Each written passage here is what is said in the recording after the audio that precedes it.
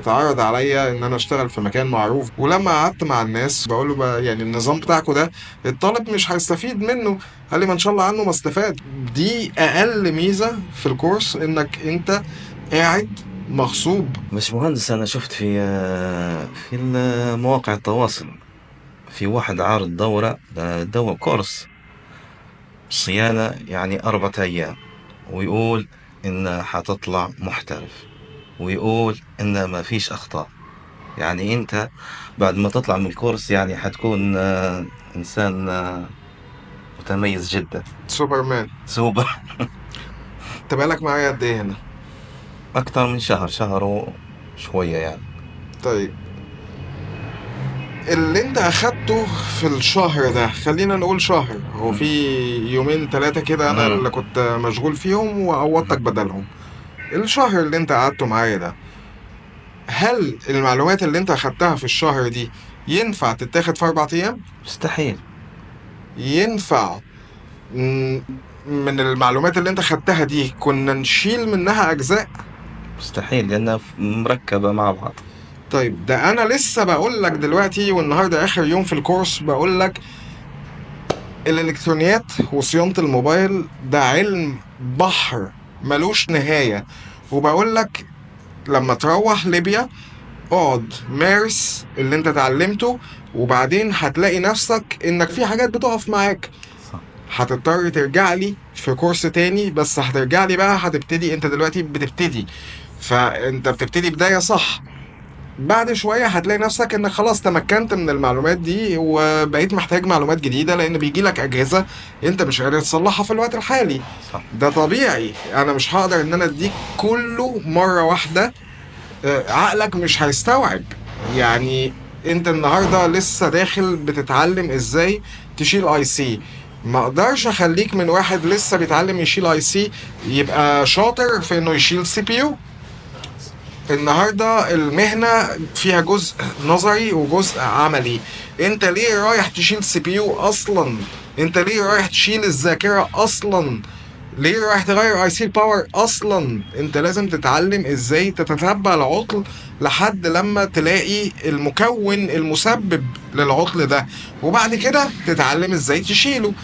طيب، النهارده جالك عيب صوت مثلا، غيرت اي سي الصوت وغيرت كذا وغيرت كذا وغيرت كذا، ولسه العيب موجود، وبالفحص والقياس اللي انت اتعلمته انت مش قادر انك تلاقي العطل في مرحلة اعلى، مستوى اعلى من كده لازم تتعلمه. بس ما ينفعش تتعلمه دلوقتي لانك مم. انت لسه بتقول الف ب، لسه متعلم الف ب، ما ينفعش تعلمه دلوقتي. بس اللي انت اتعلمته دلوقتي ده، انا عايز اقولك ان في ناس بتدخل الاكاديميات وتطلع ما بتتعلمش ربعه. اللي انت اتعلمته ده في ناس بتقضي سنين علشان تجمعه لوحدها وما بتعرفش. وانت كنت من الناس دي صح، ولا كنت رأيك ايه؟ منهم 10 سنين. 10 سنين. 10 سنين. طيب، ال10 سنين دول هل انت فعلا قدرت تجمع اللي انت اخدته معايا هنا في شهر؟ ولا شيء. اللي فعل 10 سنين ما تعلمت شيء، لكن اللي تعلمته وأنا نادم، طبعا نادم أشد الندم. ضيعت عمرك، ضيعت ضيعت عمر، وقت. كان ضيعت يعني وقت. لو انت كنت اتعلمت من 10 سنين كان زمانك دلوقتي في مكان تاني احسن. بس هي ايه؟ قدر الله ما يعني شاء فعل. اقدار، يعني ايه. محدش يقدر ان هو يقاوح في الرزق، كل واحد له رزق هي ولد. وبميعاد معين. صحيح. لكن مش مهندس، فيه حتى يعني المتدرب يشوف المدرب كأنه يعني لما بيطلع من الدورة يكون إن نمبر 1 زي ما نقول. هو المدرب يعني بيحطك في رأس الطريق، بس بس وانت بتكلم لازم بالظبط. يكون في اجتهاد، في دراسة، في مراجعة. يعني تكون عندك فطنة، يكون عندها ذكاء المتدرب، يعني كل الطلبة مش حيكونوا نفس المستوى. مستحيل، مم. مستحيل يكونوا كلهم زي بعض، مستحيل. كل واحد جاي من خلفية غير التاني، كل واحد جاي من ثقافة غير التاني. ما ينفعش لو الكورس فيه 10 أشخاص، انت كورسك برايفت. الكورس لو فيه 10 أشخاص أو 20 شخص، أنا ما بديش 20 شخص. لو الكورس فيه 10 أشخاص مستحيل تلاقي ال10 طالعين بنفس المستوى. انت عندك 10 كوبايات مية، كل كوباية فيهم فيها شوية مية غير التانية. لما تيجي تضيف للكوبايات دي كذا ملي جرام من الميه، هل كلهم هيبقى منسوبهم واحد لا. بعد ما تضيف نفس المنسوب للكل؟ لا. فاحنا كده، احنا كبشر كده، كل واحد له خلفيه غير التاني، وكل واحد له خبره غير التاني. متدرب حتى هو عليه ان يشوف المدرب يعني اللي يفهم منه، اللي يرتاح له يعني نفسيا، اللي يحس انه يعني قريب منه حتى في عاداته. مثلا انا احب انه يكون زيك انت مثلا، تكون ورشتي يعني فيها تكون احسن الادوات، افضل الادوات، يكون شغلي نظيف، يكون يعني اعطي اعطي لشغلي عشان شغلي يعطي. مهم. فالمتدرب حتى هو عليه انه يشوف الانسان اللي يكون قريب منه. انا بنصح بكده كمان، بس هو للاسف متدربين كتير بيشوفها على حسب امكانياته الماديه. يجي يقول لك انا مثلا امكانياتي كذا، واللي يتناسب معايا من المدربين هو فلان، عشان انا امكانياتي قد كذا. ده مش صح. انت ممكن تروح تضيع الامكانيات الماديه اللي معاك دي عند مدرب وما تفهمش منه. هو طبيعي انك لازم تروح لحد انت حبه، ما ينفعش تروح لحد انت مش طايقه اصلا، او مش طايق عقليته، او مش طايق طريقه تفكيره. بس اللي حاصل على ارض الواقع ان الناس بتقيمها انا هدفع كام. طلبة ما بتفرقش معاها هل انا قاعد في مكان مريح نفسيا ولا لا. صح. انا بيفرق معايا الحتة دي. انا عايز طالب ينبسط ان انا بفكر في راحته النفسية. طلبة بتروح أكاديميات تلاقيهم 3 على ترابيزة واحدة من دول، أو ممكن مفيش ميكروسكوب أصلا، أو ميكروسكوب واحد والتلاتة جنب بعض. لا، أنا ليا طريقة تفكير. وطبعا أنا عاذر الناس إن كل حد عنده إمكانيات مادية معينة بيشتغل عليها يقولك آخد كورس أحسن من مفيش.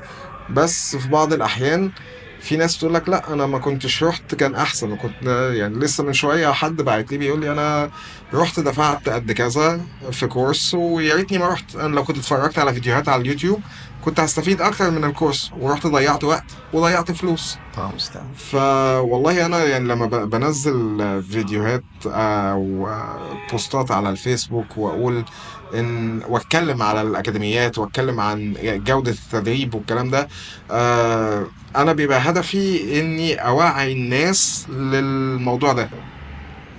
لان انا بصراحة انا مش عايز كل الطلبة تيجي عندي. مش مستحيل هقدر هو اصلا. مش هقدر مش هينفع. بس انا ببقى زعلان على الناس دي انها بتقع في عيسى ضحايا نصب واحتيال. يعني انا لسه كنت بحكي لك زمان. الله المستعان. ف والله المستعان. المهم ان انت نورتني، بارك الله فيك. واتمنى ان انا ما كنتش قصرت معاك في لا، اي ما شيء، قصرتش ابدا. وتكون استفدت من الفترة اللي انت كنت موجود فيها هنا الحمد معايا، لله. وترجع تقدر بقى تشتغل وتطور من نفسك. انت كده اتحطيت على بداية الطريق الصح، ومحتاج بس تبذل شوية مجهود وتراجع المعلومات، ومعاك كورس الأونلاين تتفرج عليه تاني. والموضوع هيبقى تعب شوية وانت لوحدك. انا هنا وانا اكيد. معاك بلحقك على طول، بتغلط بلحقك، بتغلط بقى. العصاية. انما هناك بقى يعني بص، هي من مميزات الكورس اللي انا بقول لك عليها يعني، وقلت لك عليها في الاول، انك انت وانت لوحدك تقول انا عايز اطور من نفسي، او عايز اقعد اتعلم حاجة، تيجي حاجة تشغلك. صح. تلاقي نفسك نفسيتك مش مظبوطة، تعبان، مش عارف ايه، تقول هبتدي بكرة، وبكرة ده ما بيجيش. ما يجيش. انما انت من يوم ما جيت هنا قلت لك انت مجبر انك تقعد على الترابيزة وتنفذ اللي هقوله لك. فانت نفسيا خلاص انا مش عارف افلفص. صح. انا جاي هنا انا عشان اطور من نفسي. فدي اقل ميزة في الكورس، انك انت قاعد مغصوب. انت عايز بس بتضيع في الوقت او بتسوف. انت جيت هنا انت مغصوب انك تقعد تتعلم وتشيل اي حاجة تانية من دماغك. عشان كده دايما اي طالب يجي يقول لي انا وراي شغل في المحل انا بتاع، اقول له ما تجيش. صح. انا عايزك فاضي. انا الشهر اللي انت هتيجي تقعده هنا ده انا عايزك فاضي. مش عايز دماغك دي مشغولة بحاجة تانية. بس خلي بالك، لو رجعت وما ذاكرتش انت كأنك ما جيتش. مظبوط. حرفيا كأنك ما جيتش. حتضيع جميع المعلومات، يعني حتبدأ من بالظبط. الصفر. بالظبط. وصدقني لما هترجع تبتدي من الصفر وتفتح اللي انت كتبته واللي انا كتبته، مش هتتذكره زي ما انت كنت قاعد معايا هنا. مش هيبقى زي ما انت كنت قاعد معايا هنا. فنصيحة، ما تسوفش تاني إن شاء الله. لحد ما الموضوع يبقى عادة عندك. المعلومات اللي هي جديدة عليك دي دلوقتي مع التكرار والممارسة هتبقى عادة، خلاص هتشربها. فما تضيعش الشوية الأولانيين دول، لأن هم مهمين جدا في إن المعلومة تثبت. إن شاء الله. بارك الله فيك. بالتوفيق جزاك حبيبي. الله بكل ربنا خير إن يحفظك شاء الله عن ونشوفك على خير تاني إن الاستضافة، شاء إن شاء الله. الله بإذن الله. حبيبي بارك الله حبيبي. فيك.